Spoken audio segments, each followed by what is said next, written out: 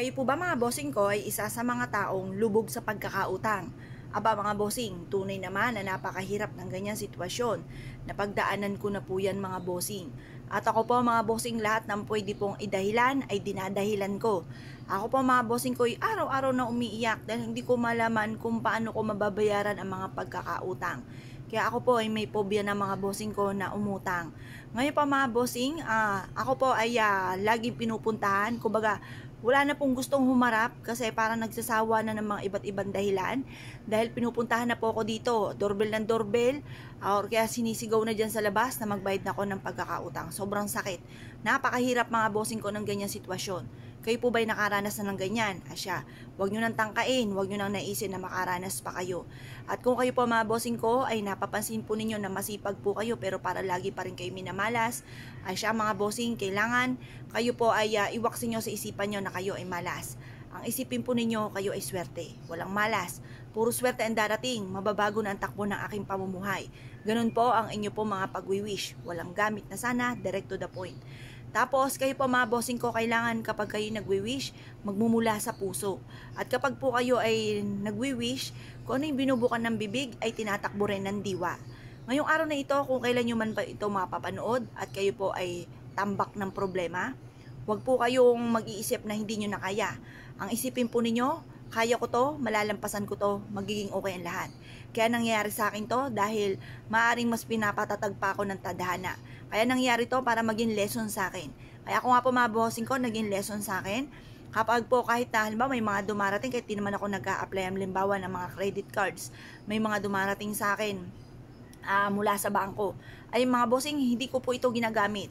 Bagkus ipinuputol ko ito at sinasabi ko po sa manager na hindi ako nag-a-apply at ayoko rin gumamit. Kasi nga po ako yung natatakot. Dahil baka dumating man yung time, knock on wood, takot po ako mga bossing. Kaya nagkaroon na ako ng phobia pagdating sa utang. Kaya wag nyo na akong gagayahin mga bossing. Ngayong araw na ito, pag ito yung ibig nyong gawin, gawin nyo po ito. Ito po, kung halimbawa first time yung ginagawa at napakaraming problema, gawin nyo po ito ng 1 linggo na kada 24 oras ay papalitan ng tubig. Pero kung kayo nakagawa na ng ganito or kaya hindi naman masyadong matindi ang problema, gawin nyo po ito kapag po palitan nyo ng tubig kapag po madumi na yung tubig. Huwag na lamang po yung tipo na gumagawa po kayo tapos may alilangan kayo, huwag nyo nang gagawin. Or kaya po, huwag nyo pababayaan mga bossing ko na ang inyong pong tubig ay madumi na, hinahayaan nyo lamang. Kapag po ito parang marami na nakalutang, marami na alikabok, itapon nyo lang po ito, simple lang naman, lalagyan nyo ulit ng tubig, hugasang magaling itong ating baso. At pagkatapos mag-wish po kayo, halimbawa ganito po, halap kayo sa may silangan ng mga 6:30 or kaya alas 7, sa pamamagitan ng sipag at tiyaga at double time sa pagkayod, makakabayad na ako sa aking mga pagkakautang at kailanman ay hindi na ako mangungutang pa. Or kaya po ay sabihin nyo po dito, na i-wish nyo po yung mga bagay na nais niyo. Magkaroon ako ng negosyo na dito na ako yayaman. Magkaroon ako ng mga bagay na matagal ko nang pinapangarap. Magkaroon ako ng malaking bahay. Magkaroon ako ng kung ano po yung nais po ninyo na walang gamit na sana. Ganon yung mga pag-wish. Ngayon pa mga bossing, pagtapos na po ay mag-wish, ito pong ating pong tubig. Itapon nyo lamang po ito mga bossing. Itapon nyo na yung tubig po natin.